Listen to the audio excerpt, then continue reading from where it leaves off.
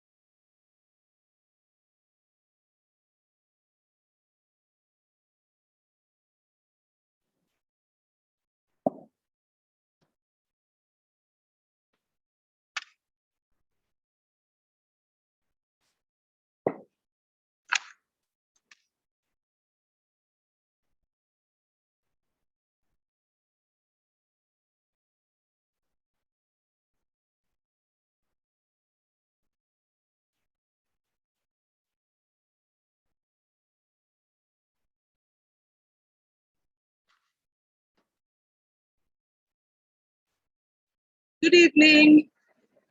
Good evening, everyone. Please, as you're coming in, could you leave us a comment in the chat and tell us where you're joining in from?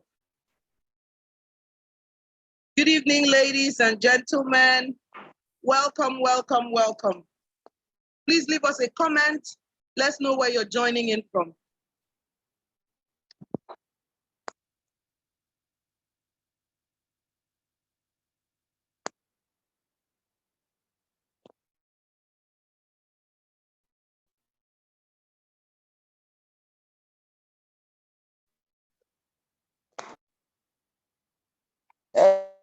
Mommy. Yes, ma'am. Beg Mrs. Fadoju to mute her phone. No, Fadoju. Okay, I will mute it now.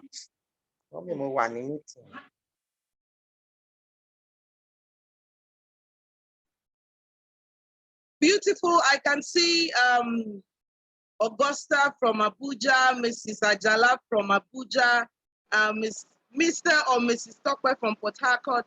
You're welcome to the pre-resumption sex education in schools webinar. Auntie Emma Kwashi all the way from the UK. Thank you for joining tonight. Thank you, thank you, thank you, thank you. Thank you. Please send a reminder to your friends, people that you talked about being here together. Remind them and let them know that we're live. I have Miss or Mrs. Jumai from Nina. Thank you so much for joining tonight. We have Idong Esidepo from Abuja.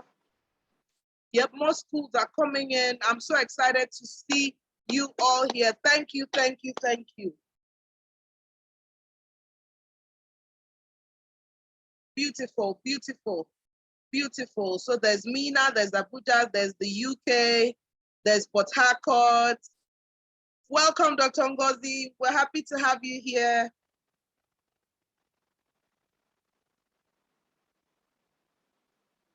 Welcome, welcome, welcome.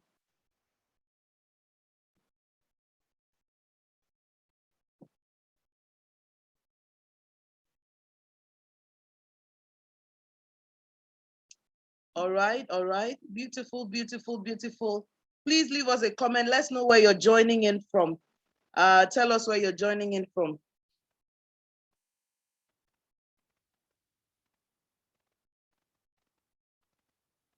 Beautiful. So we're going to make this as snappy as possible. We want to be here in the shortest possible amount of time. So we are about 16 of us. And I think it's a good time for us to get into the order of the day. So it's 7:05. I'm supposed to welcome everyone. So my name is Irene Bangwell. I'm the anchor for tonight. Welcome Joyce Fadoju from Lagos. We're honored to have you all here. So thank you so much for making the time to be here. It's so beautiful to see powerful, incredible people that are managing our nation's future. We're so happy to have all of you here. I'll tell you a little more about myself and the team that is hosting this event in a moment. But in the meantime, I'm still reading out the notes for everyone joining tonight. So you're welcome. And while you're joining, please tell us where you're joining in from. Please tell us where you're joining in from. It's okay if you tell us the name of your schools as well. So I can see Evergreen Schools from Enugu. Welcome, welcome, welcome. It's an honor to have you all here. All right, it's an honor to be here with every single one of you. We'd like to know where you're joining in from. We have Ms. Janet Adeleke from Abuja. Thank you so much for making the time to be here today. We have Joy Oladimeji from Abuja. It's good to be here. Thank you so much, ma'am. It's really good to have every one of you here. We want to keep everything to the point. Salome Shwaibu joining in from Abuja, Senami from Brightac Schools, Abuja. Exciting to have you all here. Hima International College, Mina, that's Jumayashi. Thank you for joining us tonight. Yes, it's okay to tell us your name, the name of your school, and what city in the world you're joining in from. It's such an honor to welcome every single one of you. At this point in time, I'm going to be inviting a very special person who will be coming to give us our welcome remark in a moment. Welcome, Ms. Sandra Ngozi from District Star Schools, Magodo, Lagos. Welcome, welcome, welcome. So at this point, I'm going to invite a very special person to come give us the opening remark for tonight. And that's none other than Mrs. Angela Ajala, the Executive Director of Ladela Schools, Abuja. Mama, you're welcome to the house. Thank you very much. And a very special good evening to all my distinguished colleagues in the house. Thank you for being part of this call. In resuming a new term, a new academic session, actually, it's important to look at what the society is telling us and to see if our schools are covered, if the children entrusted into our care, if they are safe. Many times we focus on curricular activities, extracurricular and all that. But it's time to begin to look at those unwritten things and those things that affect children. And we seem not to have the expertise to deal with them. It's important to build our capacity. It's important to make sure that our schools are seen as very safe havens for children that have been entrusted into our care.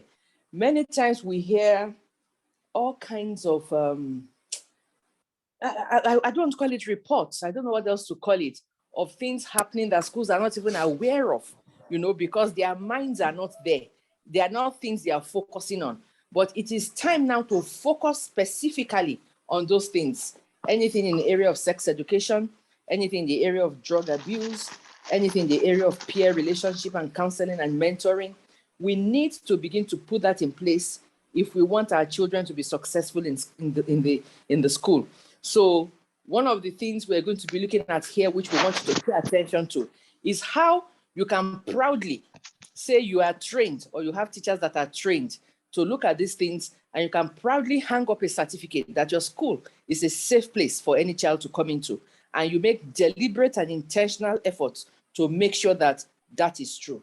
So I welcome you to this very special program, and I know that Irene is going to do justice to it. So let me leave her to take it from here. Thank you all very much, and I'm so grateful you were all able to make it this Saturday evening after all the Owambe and all the parties. Just relax with this, and let's take it home. Thank you. Thank you so much, Mama. Very on the point. very thoughtful conversation there, which is we need to start answering the question of how safe are the children in our care? And so a very critical place we're going to start the conversation today is we're talking about sex education and our readiness to receive the children back to school. So in a moment, I'm going to share my slide and the conversation is going to begin.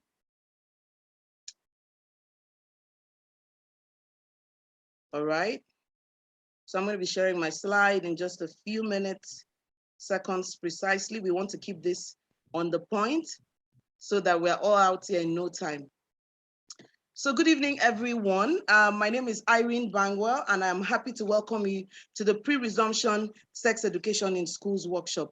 A lot of words right there, but we're just saying, just before we resume, what are the conversations we need to have about having sex education conversations and preparedness as children come back to school in a few days. For some people, it's in a few days, for some people in a few weeks. But whatever the case is, there are some questions we need to begin to answer so that when children are coming back, we are certain that we are ready to receive them. So I'm going to start here by introducing myself appropriately. My name is Irene Bangwell. I'm the creator of the Body Smart Girl Bundle. The Body Smart Girl Bundle is a sex education tool designed for parents of girls and their girls. It has age-appropriate resources for the family.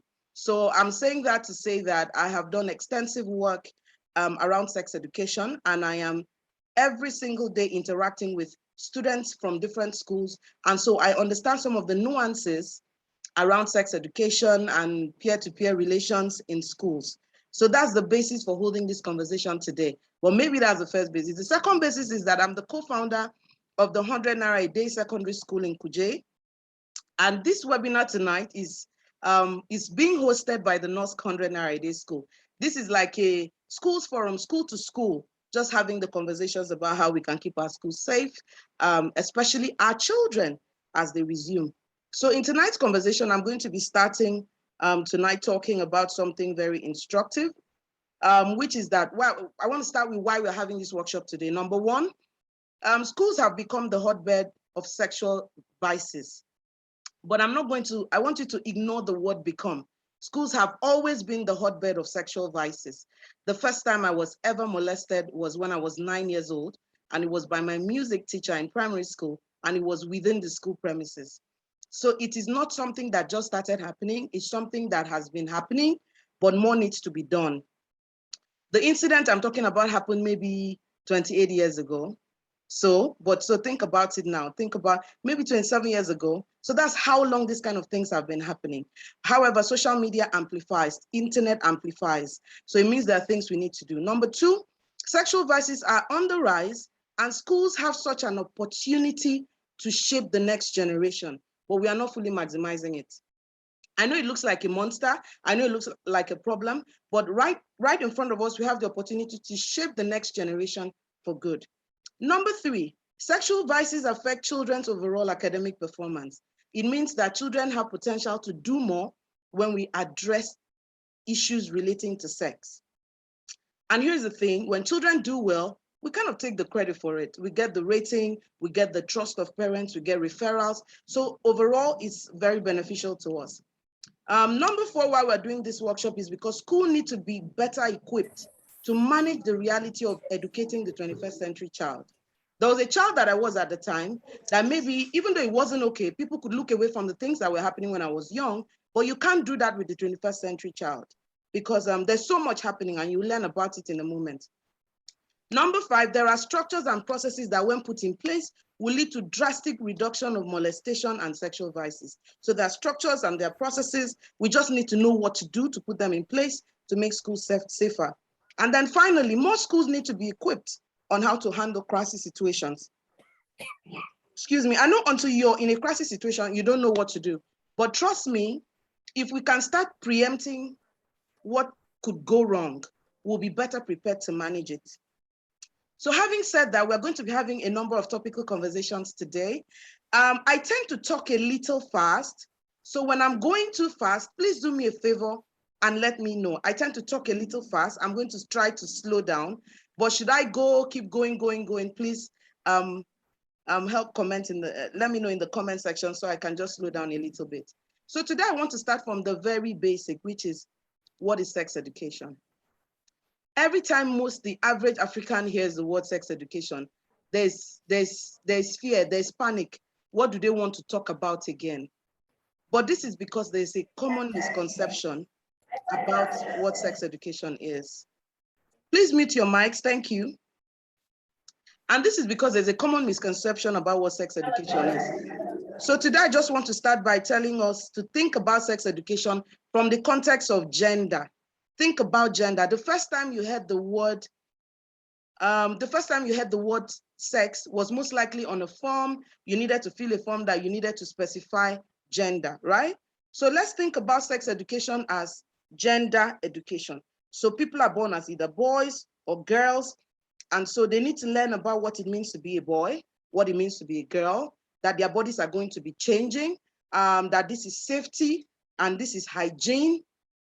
And as they change and they evolve and their minds and emotions are also adjusting, we are there providing insight and guidance. Because one of the things that life has given to us is that at each point in time, there's always someone ahead of you. Now that someone ahead of you can help you make better decisions when you listen to them. So it applies in sex education as well. We are raising children, but we want children.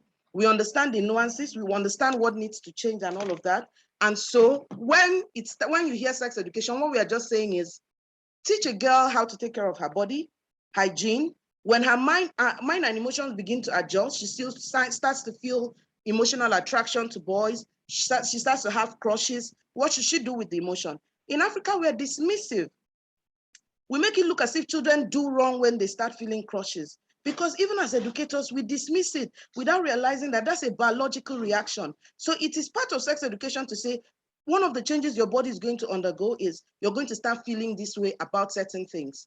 You know, that kind of thing. So sex education is not intercourse education. It's not calling to children to say, oh, come and see how babies are made. No, sex education starts from the very basic, where a child knows their private and public parts. The child knows the boundaries, how to knock before they get into the toilet. A child knows what is abuse. When someone touches them inappropriately, they can speak up. Now, because we don't talk about it, there's a lot of ignorance. And most of the time, the ignorance resides with the children. And so they're growing up ignorant. People are doing all kinds of things to them. And they too are doing to other people because not adequate knowledge is there. So the first thing I want you to take away is that sex education is gender education.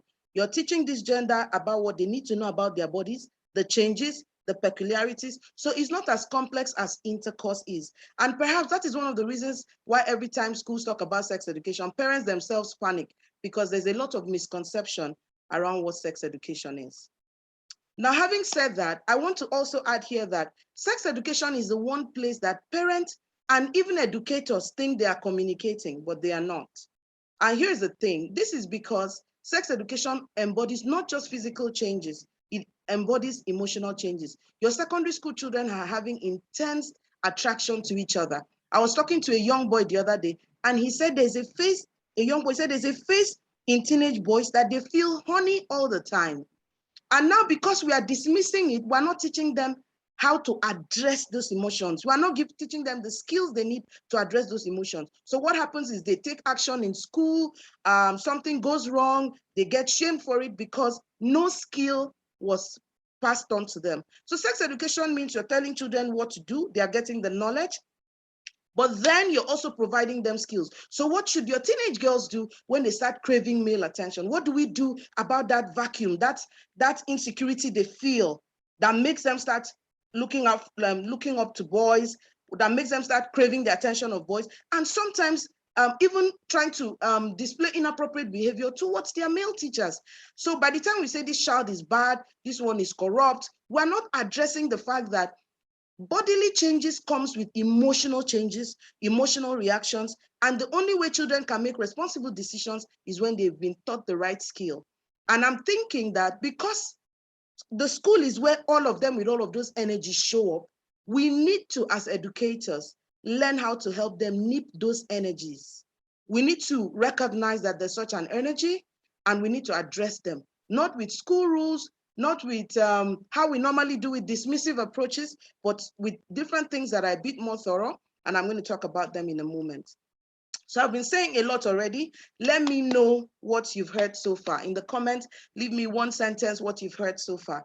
I've talked about gender education being all about the body, the changes, the different phases, the different stages, the emotional changes. And I've also talked about how sometimes we think we're communicating, but because we're not talking about skills, we have young people with energy surging inside of them, and they don't have the skill on what to do about it, then they take actions that becomes a problem for all of us.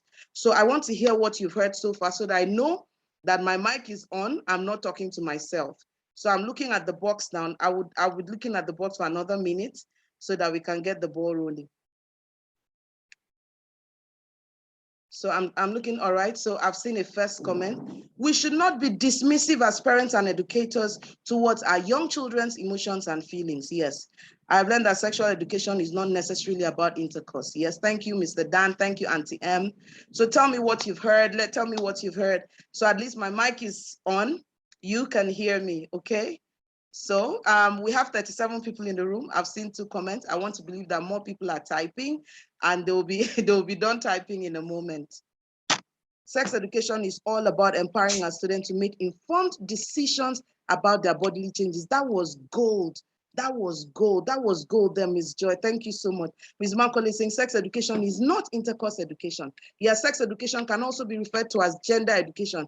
Quote me there so that when people say the theory doesn't flow, tell them you heard it in training. Sex education is about making kids aware about their bodies and the changes that occur as they mature. We should remember that sex education is gender education. Beautiful. I'm talking to amazing educators. So let me go back to my slide and then head from there. Now, the next thing I want you to really think about is this. We have a problem right about now. And many times, as educators, we don't look at the root cause. All right? So a 6-year-old displayed inappropriate behavior. Staff, they've started whispering. They've started labeling. They started saying the parents have failed. We've started saying all kinds of things without picking the root cause. The root cause is, where did this child pick this from? What is this child's reality from home?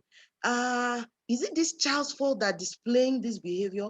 Is there something they were exposed to that we need to deal with way before we start saying we're judging the child?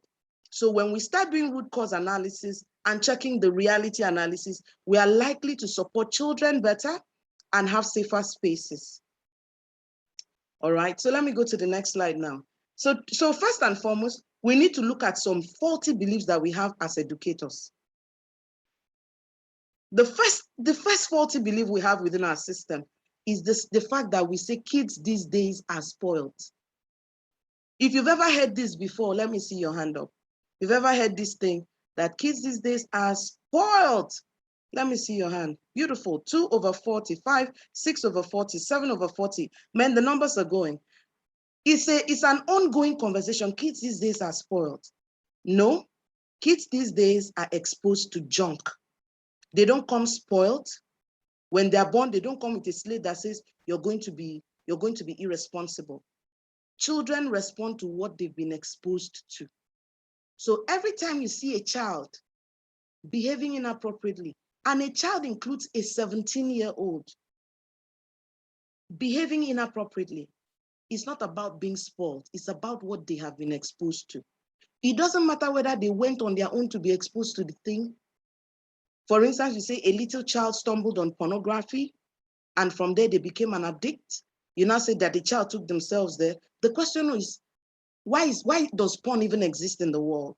Because when children are exposed to it, they will manifest it one way or the other. You come into school and see a boy trying to hump on a girl in class. You now say that child is spoiled. No, that child has walked in on parents having intercourse, and they don't have the maturity to separate reality from what is not real. So instead of judging them and shaming them, it is our responsibility to offer education, because many times where they are coming from, this support is not there. Number 2, we have this belief that kids these days know more than their age. Forgive the typo. No, they don't. They have very on the surface. I hear some people say, this children know more than you. Just because you talk to a 12-year-old and the 12-year-old knew what a blowjob was, does not know that they know about oral cancer. They know about cancer that comes through the mouth. It doesn't mean that they know that what rape is. It doesn't mean that they know that there are consequences for these kind of things. So children only know the surface they've been exposed to. I mean, I started coaching children and teenagers from 2008. And you will see very intelligent girls making absolutely beautiful grades. When it comes to sex decisions, sometimes how they make their decisions falls like a pack of cards. You'll be wondering, where is this logic coming from? So that child that you see and you don't want to advise, that you don't want to coach, that you don't want to counsel in class because this one knows more than me. No, they don't. They have very shallow knowledge, very on the surface knowledge. Number 3, there are innate unaddressed needs that fuel exploration and exploitation. So before you say a boy is bad, he's going through puberty. His emotions, his hormones are surging. Things are happening inside of him. Before we punish him on the surface, we need to address what is under. Then finally, so many conversations not held are at the foundation of many things that children do. A child has a question, they can't talk to their teacher. They can't talk to their parents. They can't talk to this. So they sit down and talk to each other. And they share poor knowledge, inaccurate information, misinformation, old wives' tales. I mean, I was talking to a group of girls the other time, and one of them said that when somebody has sex once, they don't get pregnant. And I'm like, where did you get that from? These are the gaps because trusted adults are not having conversations. So children are just recycling their own knowledge with each other. So, but here's the thing. All these things I was saying was to tell you that school is resuming.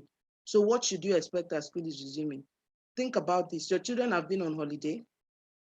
In this holiday, they went on sleepovers. They traveled. They had devices. They have cousins in the house. They had neighbors around. They visited people. They watched all kinds of things. Guess what? Many times, the children you send home for holiday, they're not coming back in the state that you send them. Some children were abused this holiday. Some children were introduced into lesbianism and homosexuality inside this holiday. Cousins visited. Somebody brought a magazine. Somebody introduced them to a website. Someone introduced them to a WhatsApp group. That's what has happened. Holiday is the freedom to enter on all kinds of territories. Remember, most times during the holidays, parents are not on leave. So parents go to work and put them anywhere, drop them in friends' places. And so guess what?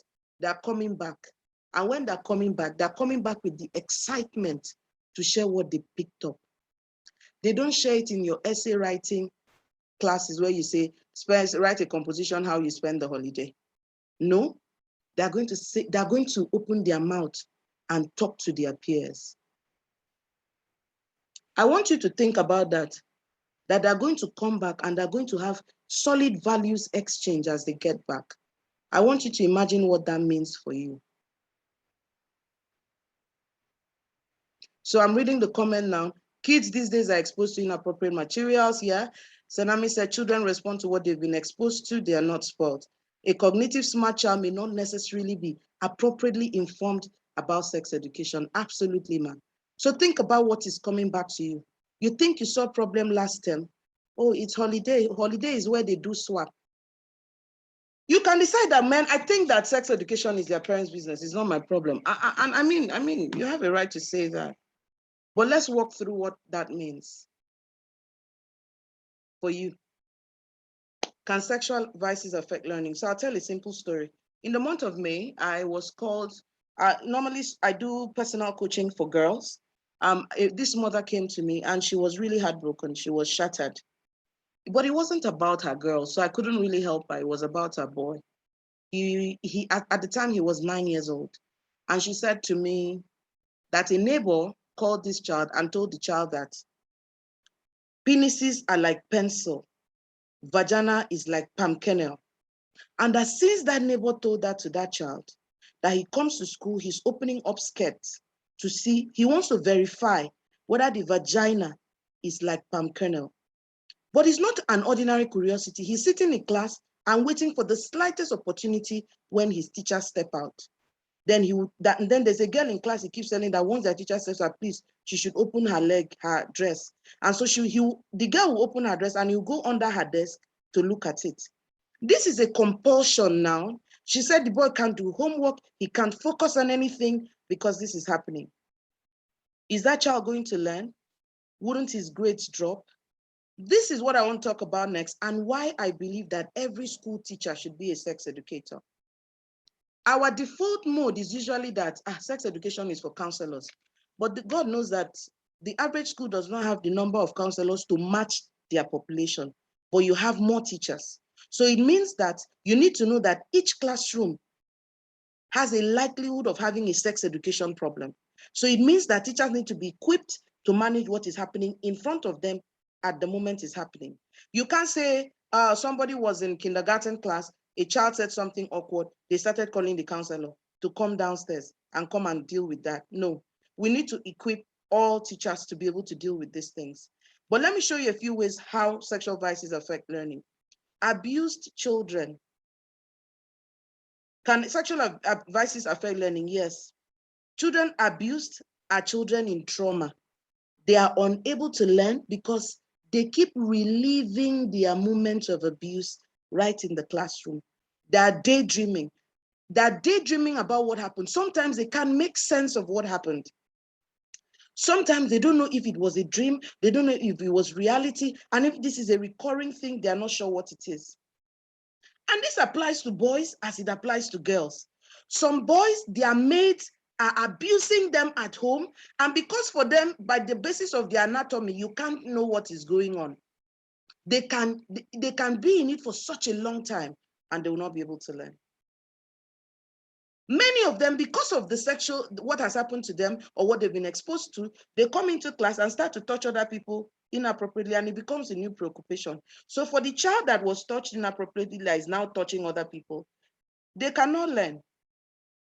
And many times, because sexual abuse is not on the surface, it will be about parents saying, oh, change this teacher. Oh, this child, we're not getting this value. We're not getting that value. I'm going to move my children. I'm going to move my children. And there's another crisis we are not talking about. And as educators, we need to talk about it. Children are having sexual issues in one school, leaving those schools with unresolved issues and moving to another school with the drama. So we are welcoming, many of us are going to be welcoming new students this year.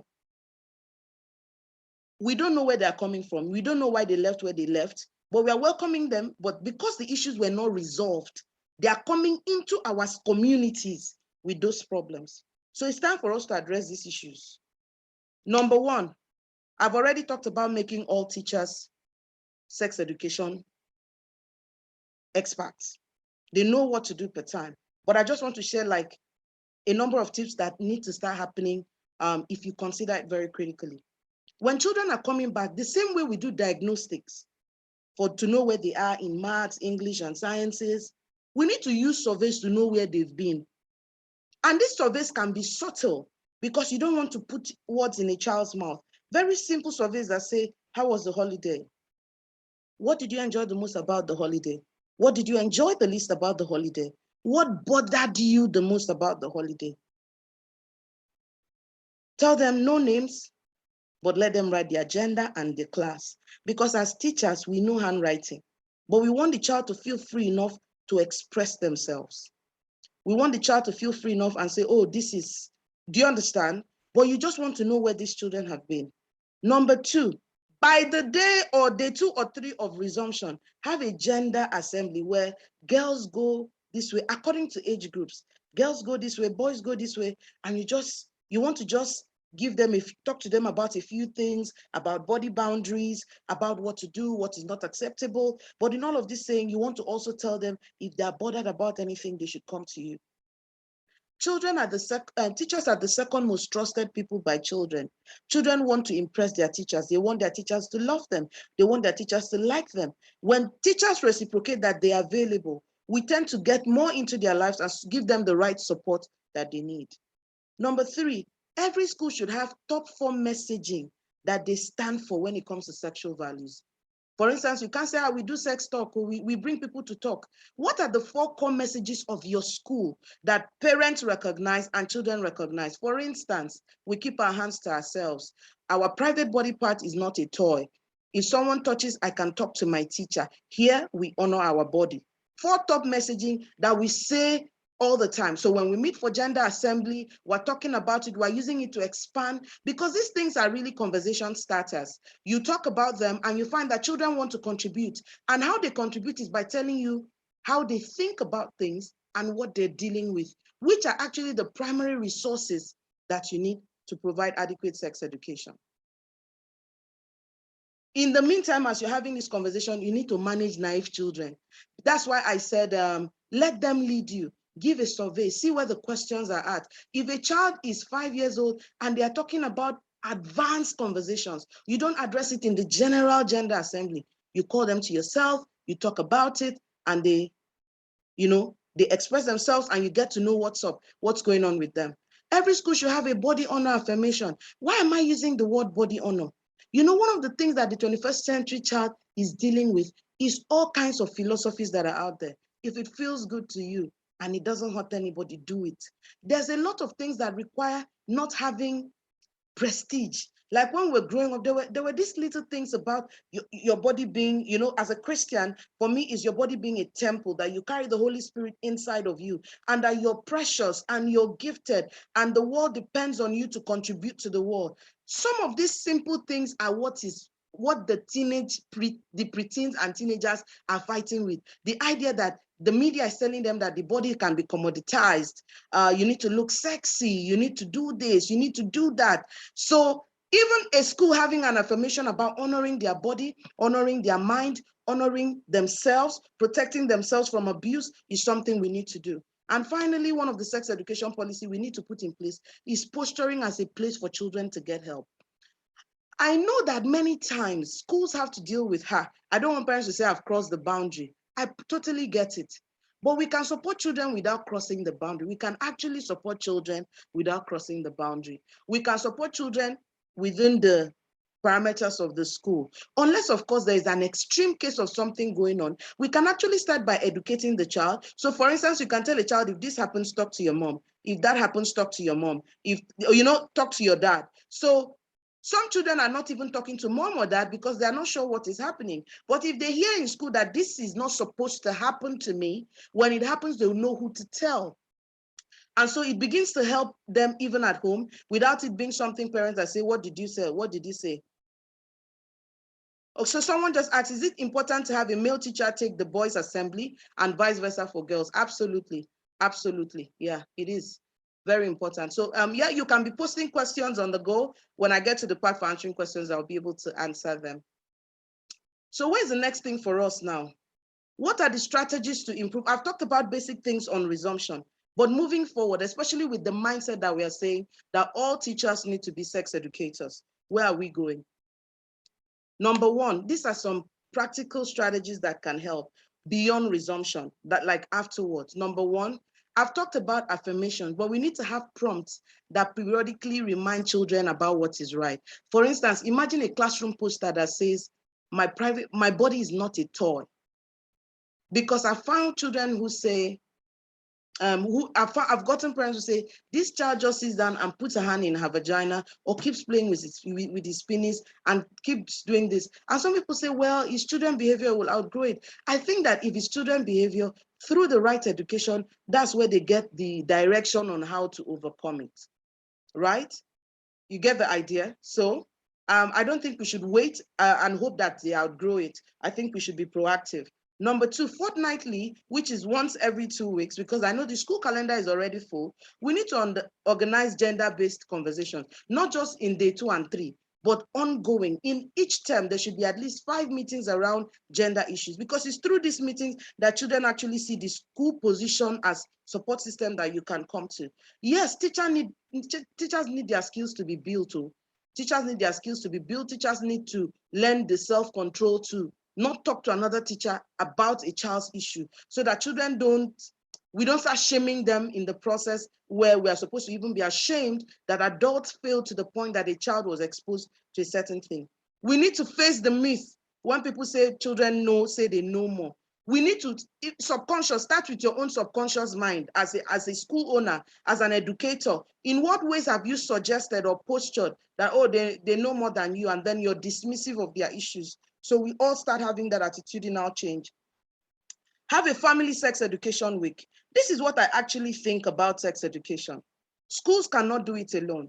But there's another part, which is that every school needs to focus on teaching children one skill that preserves them around sex education every term.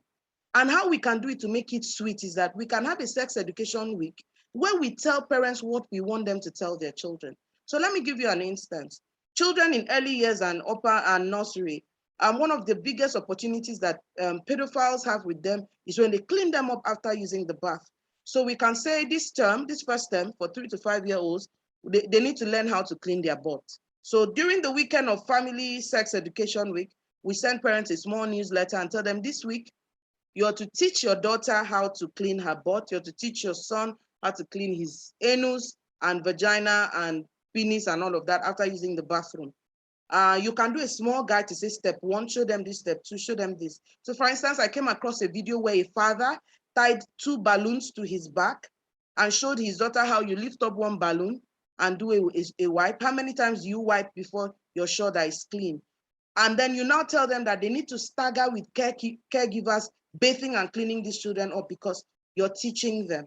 So if we're teaching them how to clean their butt, then we need to allow them to practice. So for instance, reduce caregivers washing their private body area. And this applies also for minders. I know there are parents that want their children to be cleaned properly, but they also need to be educated that part of why we're doing this is to reduce incidences of abuse.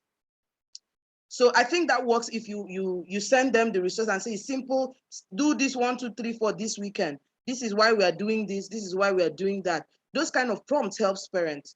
Have a bathroom policy in the school. 1 person at a time, knocking before they enter. And I really like it when school bathrooms are within where people can see. That way teachers, everybody is seeing what's happening because too many bathroom stories, even for secondary. I say 1 person at a time, minders don't leave the bathroom if you want, or the cleaners, if you're sitting by the bathroom, this is your role, this is your responsibility. Keep your eyes open for these kinds of stuff.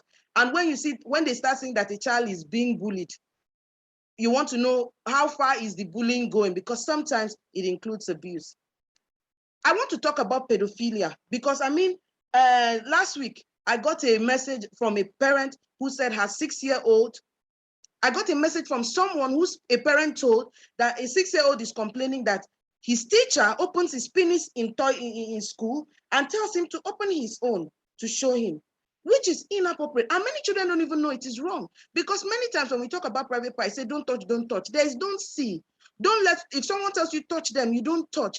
If they want to show you, you don't want to see, because it's supposed to be private. So for me, when we want to address teachers on issues like this, you bring in the police. You call your male teachers, because sometimes even though it's not only male teachers that can abuse children, but we need to call male teachers and say, for the sake of gender representation, I know you cannot do this, but for the sake of gender representation, these are the boundaries that you go with children. For instance, at the KNOSK, 2 years ago, we called everyone and said, look, there's policy. As part of pastoral care, if you need to give advice to any child, no staff member, no teacher should talk to a child alone. Call a second person to corroborate, because I'm not saying that children cannot be manipulated. I'm not saying that children cannot lie, but we need to create policies that, number 1, protect our teachers when they are innocent. Number 2, helps teachers who have terrible tendencies to know that you will not cover the teacher if something goes wrong. Because sometimes very good committed teachers can be pedophiles as well. So you will not say because they were effective here, you will not say, oh, this person has a problem. So bring in the police, let people sign undertaking that if there's any report, I'm not saying you are guilty, we'll first go to the police, then we'll cooperate with investigation. Because sometimes when there's abuse, that's what parents want to see, that the school got up and did something about it. This one is very close to home for me. We need to change our suspension and dismissal policies. You send a child home that has a problem. We send a child home. To what? We suspend a child to what? What is the structure for when they go on suspension? For example, 4 or 5 years ago, a woman I know in Lagos reached out to me that her son was caught with porn in school and he was suspended. And this mother leaves for work at 5 a.m., comes back at 10. There's internet at home. There's a computer at home. I asked her, where is the son? She said he's at home. I said, oh, you just took him out of where there was a distraction to where there is no distraction to do the same thing. We need to start thinking in terms of supporting the child, doing stuff in the best interest of the child. A child has been caught with porn. it means they have an addiction problem. We need to bring in therapists for that child, and we need to get parents to pay for it, because that way everybody knows that we're trying to help the child here.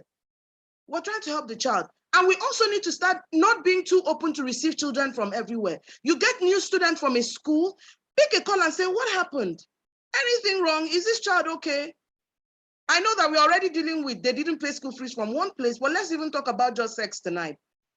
Did this boy have any issues? Even if this boy had any issues, madam, this child needs to go through therapy. Because when you collect the child, you're collecting another set of problems. And the priority is not the embarrassment of the parent, the embarrassment of school, is the rehabilitation of the child. That's the bottom line. The child has to be rehabilitated.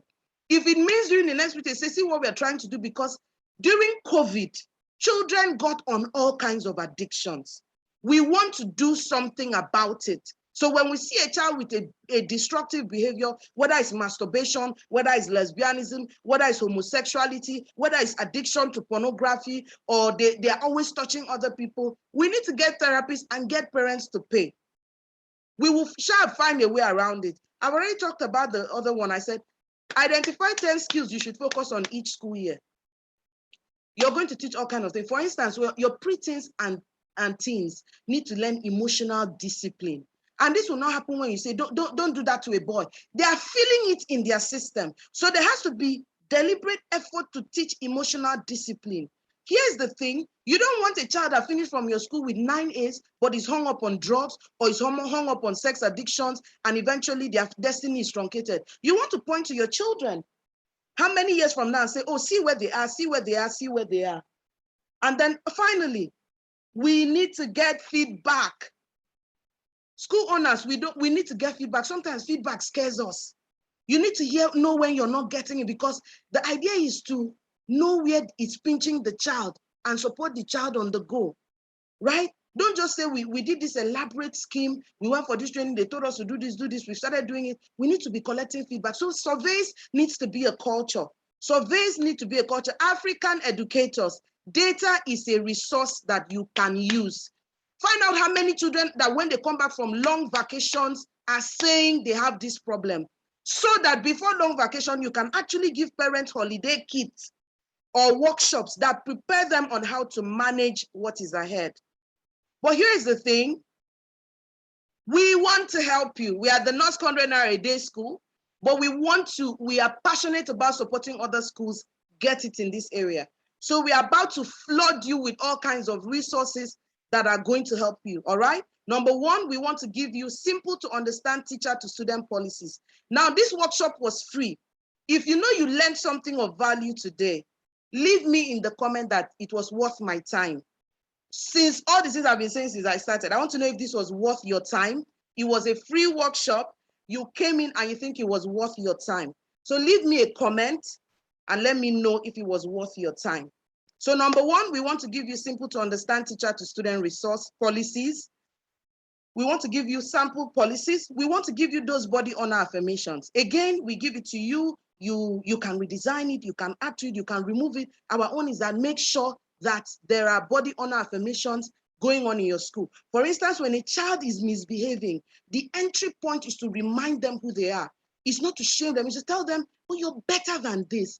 The brain recognizes the word spoken to it at those moments of failure. So when you say you're better than this, they rise up to it. Les Brown says, no one rises to low expectations. When you set the bar high and tell a child, this is where you are, this is who I think you are, they struggle and they strive to get to be that better person. We don't make them feel that, oh, because they have this problem, the world is over. At the same time, we don't walk away from the problems. We bring solutions to them. So if this has been of value to you, let me see the comment. 18 comments, that's nice. Beautiful one. Oh, thank you, thank you, thank you, thank you. I like this, so it's been of value, fantastic. But we want to do way better than that. One of our passions is to make sure that this generation is saved. This generation, we are going to take them together. We are going to shape their lives together. So we want to give you an overflow of resources. Number one, simple to understand teacher to student policies, body honor affirmations that you can tweak to fit you, classroom posters. One of our classroom poster reads, my body is not a toy. So see, let me tell you, children are already so used to private parts already. They're already so used to it. It's almost like music. So we need to crack that a little bit. Remember, we said that you should have 5 gender assemblies every year. We want to give you lesson plans for those assemblies. So like for term 1, we can say early year should be learning this, lower primary should be learning this. I will actually give you the lesson plan. And because it takes 2 weeks to do it, 2 weeks, it's once every 2 weeks or so, it means that your teachers have the time to go through the lesson plans. Since they're not creating it from scratch, they can go through the lesson plans and get the resources they need. We want to do this for junior secondary and senior secondary as well. I know that your senior secondary school children have a way of making you think that they know more than you. Don't mind them. In different corners, they're asking for help. And then finally, we want to start a termly training called TASE, Teachers as Sex Educators. We want to tell them what happens in an awkward situation. A teacher told me in a school I was doing a training that he was dealing with this, is it SS1 class? And he was teaching just SS1 class and she was teaching pollinations. He was teaching pollinations. And a girl asked him, how does that happen in human beings? The biggest mistake teachers do is that we shiver when they ask us those questions. They embarrass us. But here's what really happens. There's a power tussle at that point. And children who have the guts to ask you those questions, sometimes, you know, the children, if they're the naive children, you know they're naive, but those ones are like ringleaders and people are looking up to them, answering them will help the people who look up to them get direction. So for instance, a child asks you that, the teacher say, well, it just happens as it happens in animals. So the question is, when a child asks you that kind of question, you ask them a question back. All right? Or a child makes a comment and then you don't shy away. You say, okay, the child asks you, how does that happen in humans? You ask her, how do you describe how pollination happens in flowers? The more you start asking the question, so let's describe how pollination happens in flowers. So the pollen, the male, the female, you say, exactly, that's how it happens in adults. You need to normalize the conversation. Men have penises, women have vaginas, and when the penis goes into the vagina during intercourse, the man ejaculates sperm, and then he impregnates the woman. And this can happen at the first instance. When you're talking to them, you're talking to them with the mindset that they have some myths underlying it. By the time you explain it so normally, you take away the power of that secrecy that makes the culture thrive. You collect that power and you bust it, and they realize, oh, this is a normal thing. So you know, said if anyone has this kind of question another time, when you go for gender assembly, make sure you ask Mrs. Ajibola, and she'll expand more about all the changes happening. And the boys, when next we meet, ask me. You take control of all of these things, and Satan is shamed forever. Anyway, all of these things I've been saying, we want to give it to you free of charge. But first, we have a guest who is going to be telling us a little bit about the organizers of this webinar, and I'm going to be coming back to you. So the person is going to be using my screen, so I'm going to stop sharing right now so that he can come and tell us a little bit about the KNOSK 100-a-day School, the organizers of this workshop.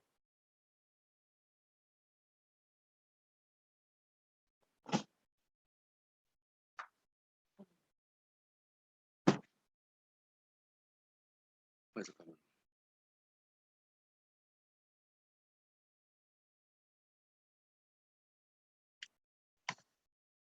All right. Hello, everybody.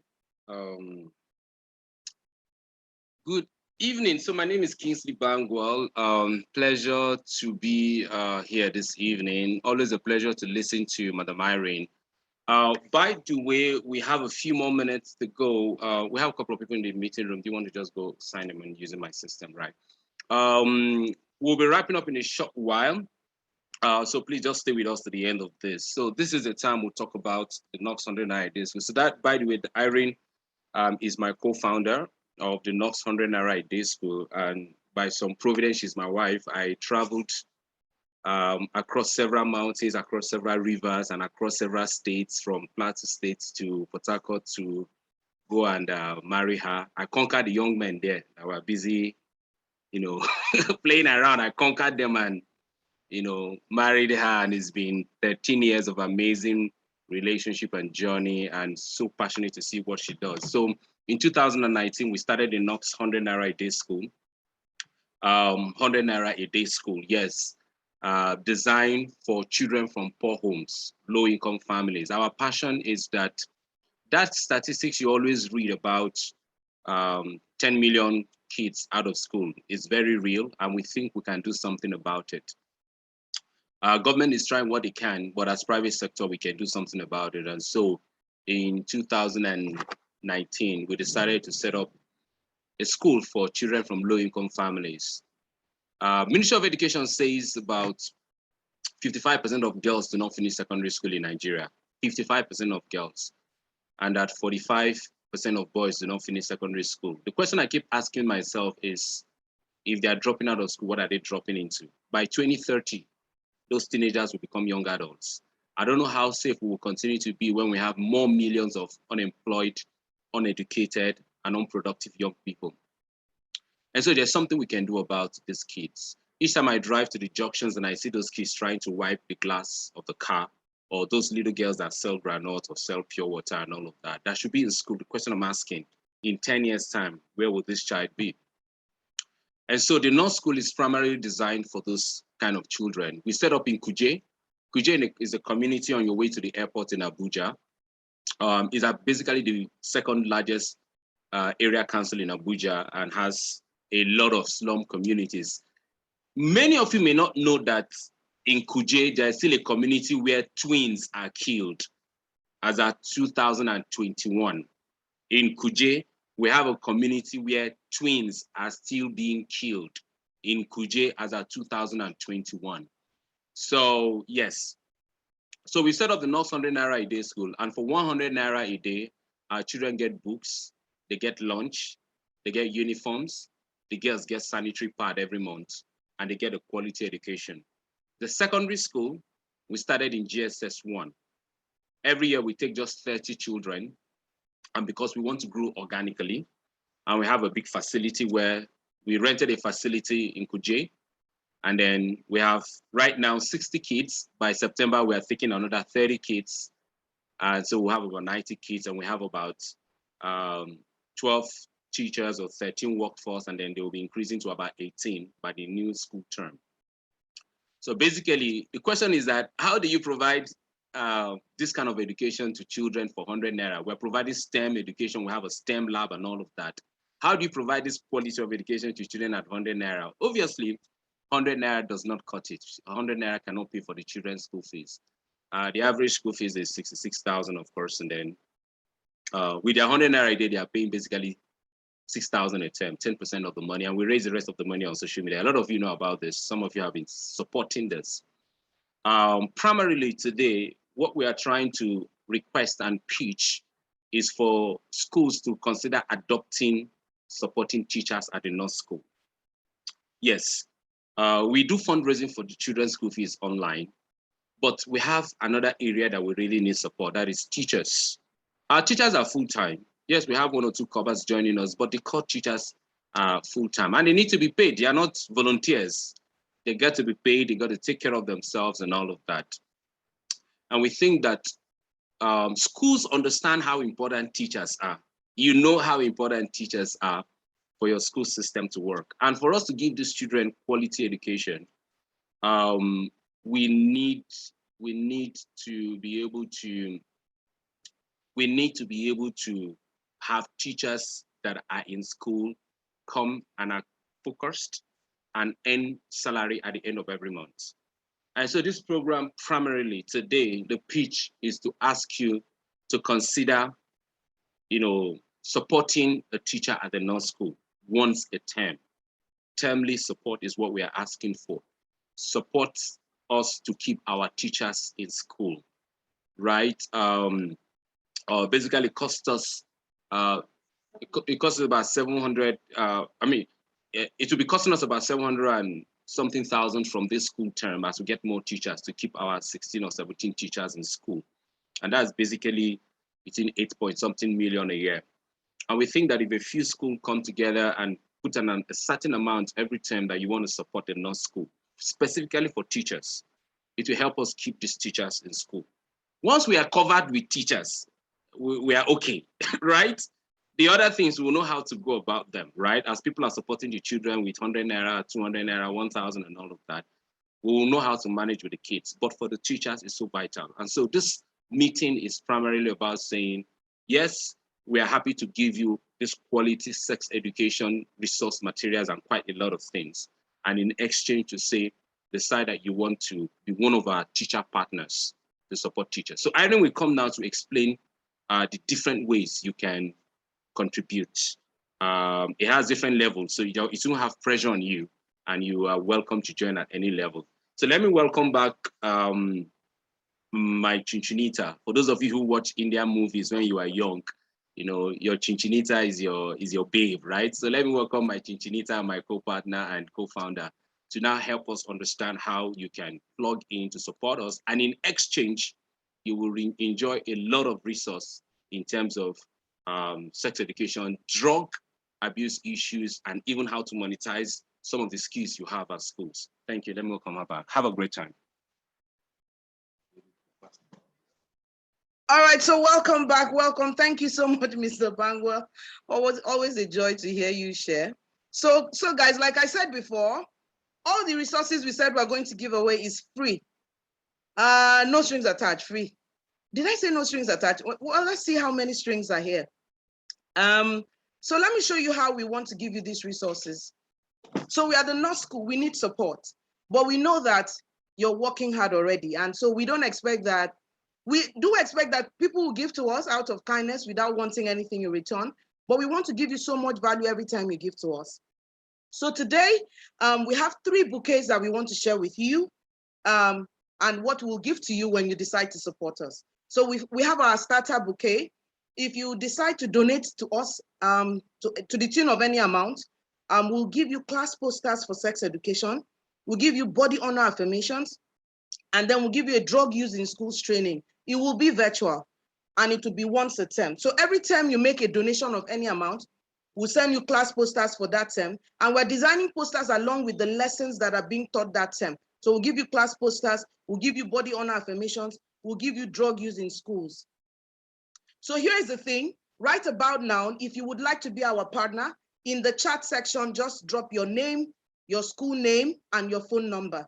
We have staff members that are in the chat that will be copying those out right about now. So donation of any amount, you will get class posters, body honor affirmations, drug use in schools, virtual training once a term. So every time you donate, you get all of this, all right? We have a second bouquet. There's our account number on the screen if you want to copy it out, take a picture of it so that you can reuse later. Fantastic. So number 2, this is the big bouquet. This bouquet is very sweet for us. We call it the silver bouquet. It's for people who say, I think I can donate 60,000 naira per term to you. And it will be awesome. So if we get people donating 60,000 per term, it makes a big difference to our staffing and everything. So what will we give you in return? A lot. Number 1, we'll give you everything that is on the starter bouquet. Number 2, we will have 3 of your teachers plus 1 counselor in our Teachers as Sex Educators virtual training. Sorry, it's not September 25th, it's September 22nd rather. It's September 22nd, right? So we'll have 3 teachers from your school plus 1 counselor in our Teachers as Sex Educators training. We will give you lesson plans for 5 lessons a term for early years, lower primary, upper primary, junior secondary, and senior secondary. We'll give you simple to use sex education policies, but that's not all. You will get 2 teachers into the mental health virtual workshop, 2 teachers into the drug use in schools virtual workshop, and our partner in Lagos, Edumac, led by Mrs. Ogunde, is giving away for everyone who donates on this bouquet. She's going to be giving access to the leadership training for school owners, which is a John Maxwell certified experience. So you can imagine it's a lot. You're getting a lot.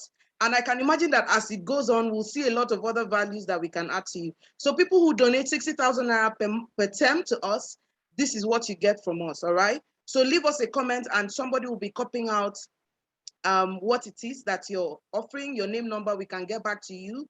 And in a moment, I'll share a number that you can actually text us as well, and we'll give you all the details that you need. The final bouquet for tonight is the premium bouquet. These are people who say they want to do 100,000 naira per term because they see the incredible work that we are doing and they want to be able to partner with us in the whole process, okay? So they get everything on starter. They get everything in the silver bouquet, just that they have additional staff members benefiting. So they have 5 teachers in the TASTE workshop, which is teachers as sex educators. They have 3 teachers in the mental health, 3 teachers in the virtual workshop. And here's the thing, you can have different teachers, not the same teachers. So you have a robust team. So if you pick this bouquet, it means that you have at least 12 staff members go through a training. And then if you pick the previous one, it means you're going to have about 2, 2, 3, 4. Yeah, you have about 8 people if you pick the previous bouquet. So that's a lot of people getting trained on your team. And then everyone that decides also that says, okay, Irene, I want to make this donation termly. Kingsley, I want to make this donation termly, but I would like to do 1 year. I want to pay for 1 school year. So let's say I pick 60,000, I want to do 1 year. I picked 100,000, I want to do 1 year. We're throwing in something for you, which is how to monetize your school assets. There are things you know how to do well that we can show you how to put it out there as a trade tool and earn money from it. So we can teach you how to audit your school, audit your strength, build structure around it, and make product out of something you already have going, and it will become something that brings you earnings. And then this is the other thing that I love to teach a lot. We will show you how to use social media. So I'm not saying that we are so perfect, but we have a team of different people that are experienced in different aspects of social media management. And one thing I know in Nigeria is that schools are not using social media enough. So people who decide to support us annually pay one-time donation that covers for 1 year. We'll also run termly workshops on social media strategies that you can use to grow your base. But that's not all we are giving away. Everyone, regardless of the level of donation you choose, we're going to give your school a sex education proficiency certificate that you can hang up there that shows that you're thoughtful enough to start the process about keeping your school safe. And then we will make social media mentions of you as a KNOSK partner school. I would like you to know that KNOSK has gotten some endorsement. We've hosted, I think, 3 ambassadors, people of the diplomatic community. We've had a deputy ambassador of Finland. We've had the ambassador of Norway. We've had a number of prominent people from even the United States Embassy. So we are a community that people recognize that what we are doing is credible. And we are happy to showcase the people that are making that work possible, which will be you. And then finally, we give everybody that donates a certificate of corporate social responsibility. As a business person, that's something that should be able to earn you some tax rebate, hoping that the Nigerian tax system is structured enough to accommodate what the law says there. But we'll give you all these 3 at whatever levels of donation you want to go in for. Our bank detail is on the screen right about now. I'm going to be taking a questions and answer, but let me look at the charts now and see if there's anything there that I should know. So here's a simple thing: choose a bouquet, make a donation, send an SMS or WhatsApp to this number. We will send you a form that helps you tell us all your details, where we'll follow you and group the people going for the taste workshop, the people for the stickers and the posters, rather, the posters, the policies, the affirmations. So all you need to do is choose a bouquet. Remember, we have the starter bouquet.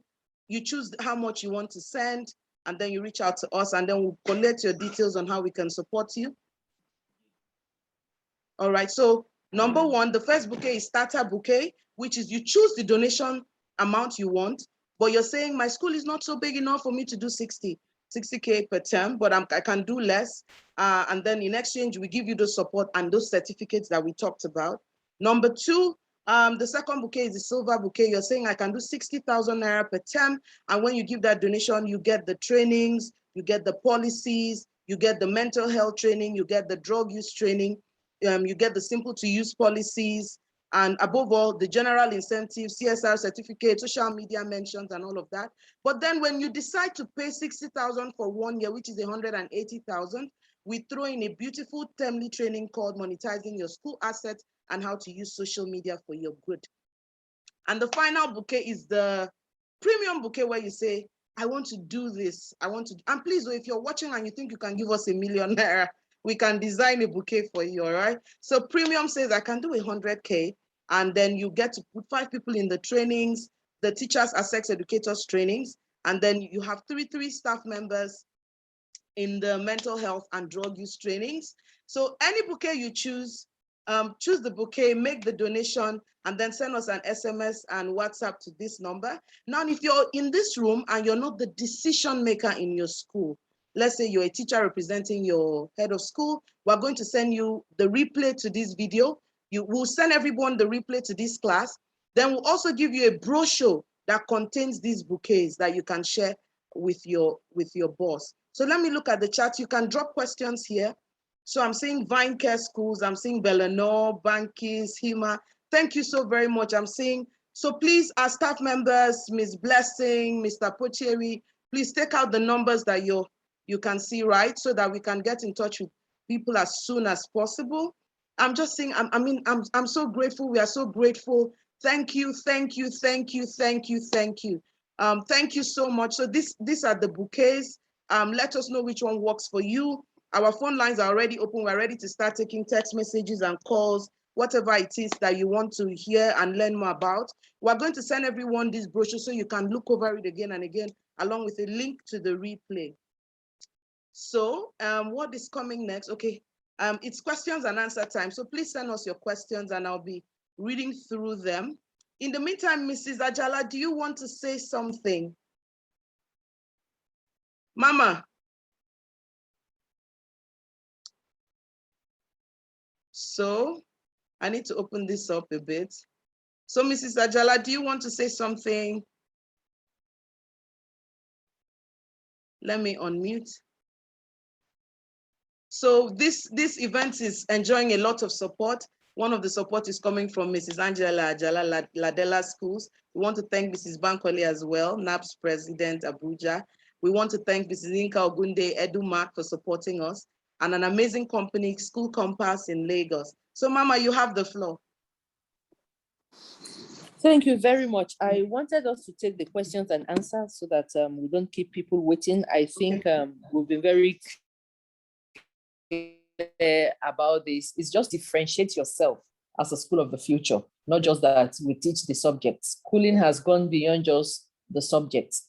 There is a lot involved in all this now. You know, recently, an international organization wanted an African on their board, and I was recommended to them. And the first thing they asked me, they said, what are you doing in that space of corporate social responsibility? Luckily, it's something we've always done. They asked, what partnerships do you have? Quick, parenting champions, you know, and all that, because I knew they could check back and all that. So opportunities will come for you. And just for something little, you couldn't tap into the opportunity. So I want to encourage all our schools to be part of this. The sex talk is too huge. The things we are hearing nowadays, let's see how we can support them. Let's be more alert. In fact, the little things we pick up, you'll be amazed. A school was telling me that because they are so big, you know, they make sure that all their toilets are locked in the morning, except during break. If a child is pressed and needs to go to the toilet, a cleaner will accompany you because of the amount of things that take place in the toilet within seconds. You know, so little things like that are happening that we need to be aware of. We need to be alert. We need to be careful. So I'm happy that this is happening. And I urge as many of you as possible to take this step and begin to let us train all the schools to speak with one voice and to stand that, look, we're a safe place for your children to be. Thank you all very much. Thank you so much, Mama. Always beautiful hearing from you. So like Mama said, I need to go through the comments now. Okay, I touched something I shouldn't have. I need to look through the comments right about now and see what questions are there. Someone has asked a critical question. I don't know how I missed not talking about that. So many of us have the issue of parents being in denial. We have parents denying like they don't know anything about it. So I think sometimes this is Africa. People feel judged before the conversation begins. People feel judged on the matter.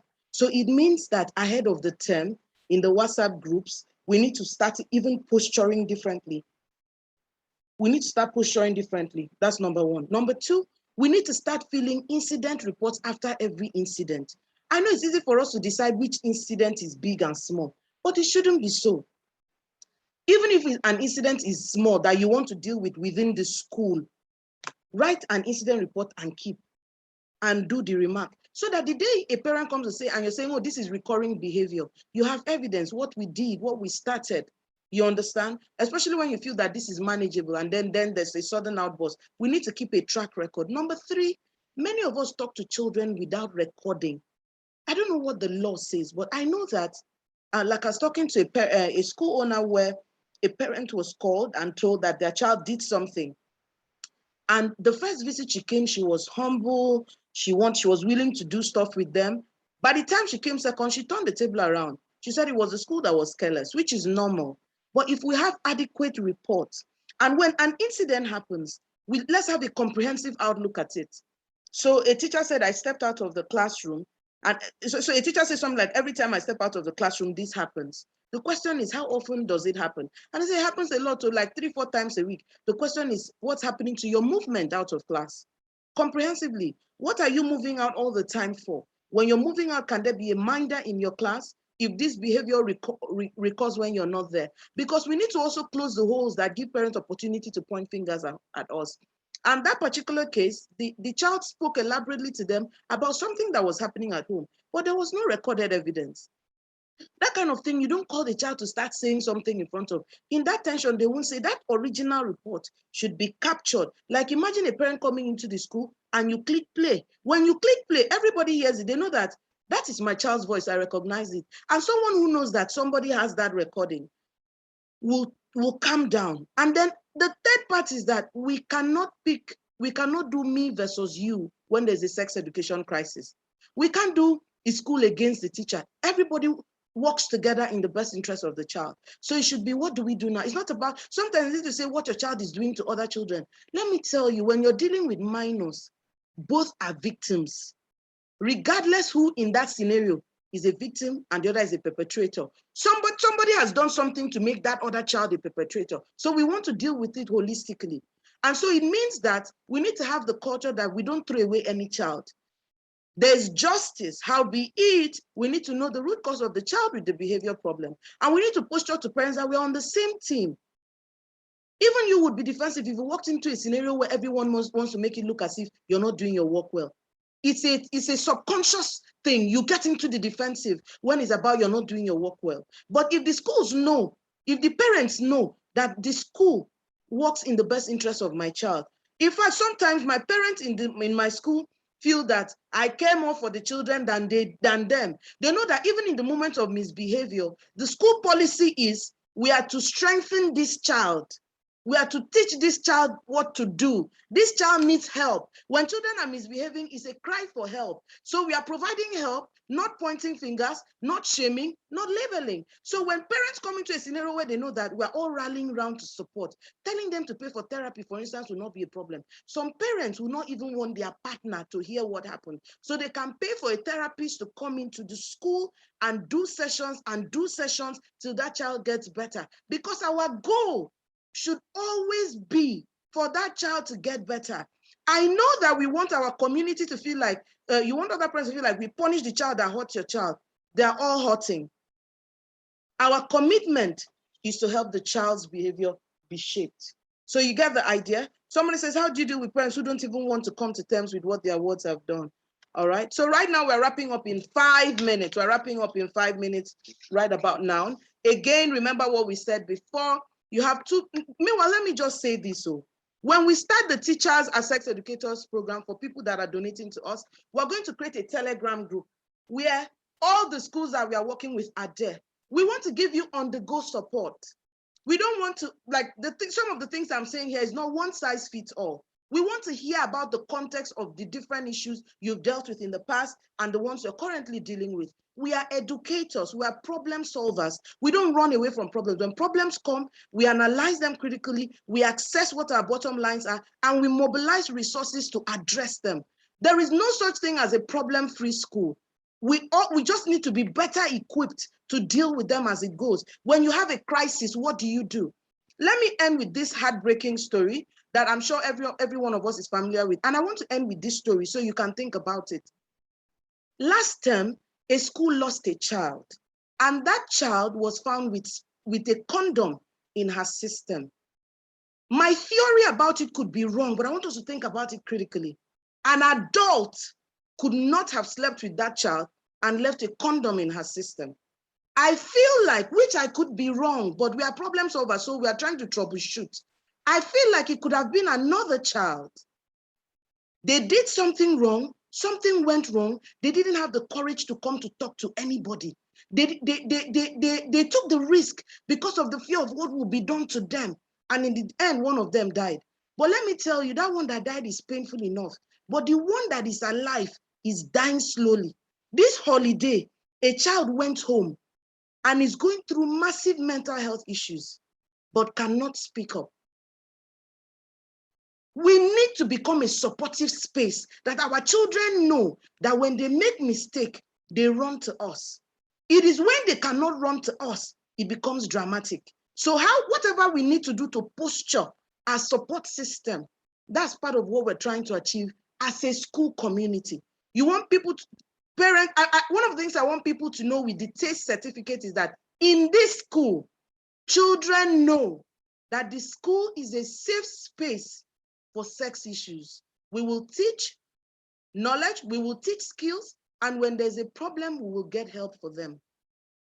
We're going to redesign this, our expulsion and suspension thing, so that we focus on helping the child shape their behaviors. So we want to thank everyone for coming in, every single person. We're going to send you emails of the link to this replay. You can actually play this video for your staff members, for everyone as a starter, all right? And remember, we're going to be making openings like this. TASTE is ongoing, is termly. By TASTE, I mean teachers and sex educators. We're doing it termly. Don't forget that EduMark is putting something extraordinarily beautiful, which is that you, the school leader, gets a John Maxwell kind of program that is well articulated and helps you grow your organization while donating to the KNOSK. Here is the thing, it's a win-win. You're doing good while doing good, because sex education is equipping you to do good to your community, but then you're also supporting the children from low-income families at the KNOSK 100-a-day School. So I want to thank every single one of you for coming out today. We value your time. We started at about 52 people. We are ending with 46 people. That is massive for us. That is massive for us. So on the screen, we're asking you to choose between the starter bouquet, where you make any donation of your choice. So you make the donation, send us an SMS. I'll reach you right back with the form where you're telling us more about your school so that we can know the allocation of resources we're sending out. So you may decide to do the silver bouquet, which is that you're doing 60,000 Naira per term to support the KNOSK 100-a-day School, or you're picking the premium, which is that you're choosing to do 100,000 Naira a month. 100,000 Naira a term. Now, if you choose either silver or premium and you decide to do 1 year subscription to us, we're going to throw in monetizing your assets as a training for you and how to use social media. So here's one thing I want to leave you with.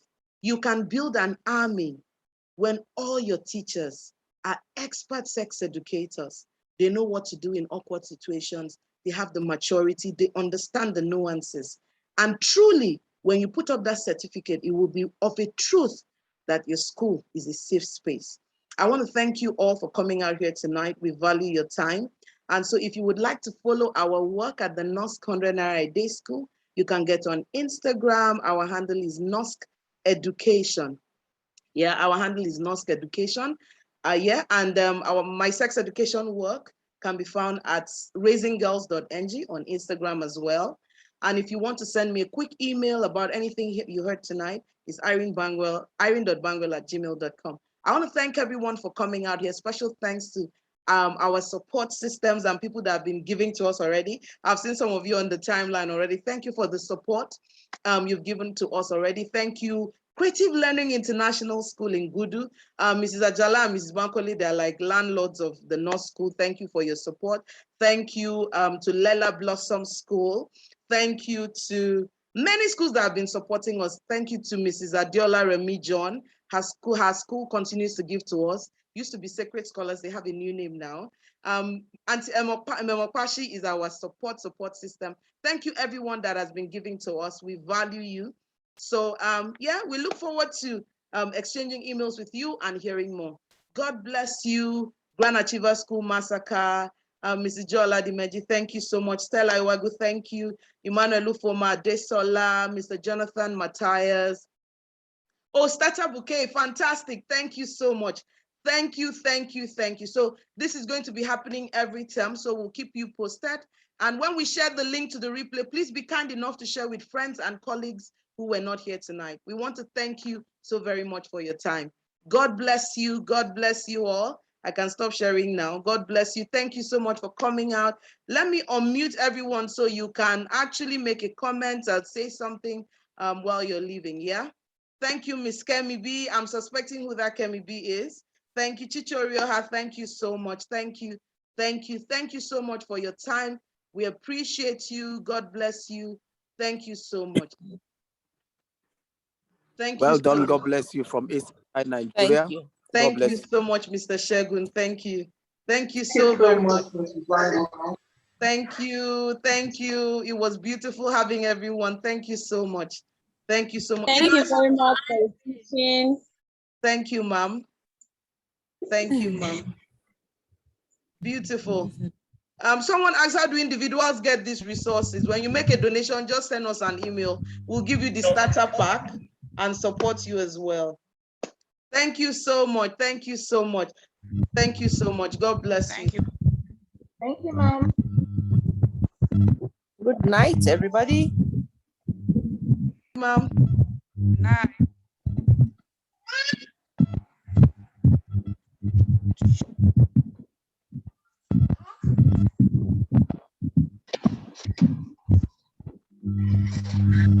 Thank you, madam.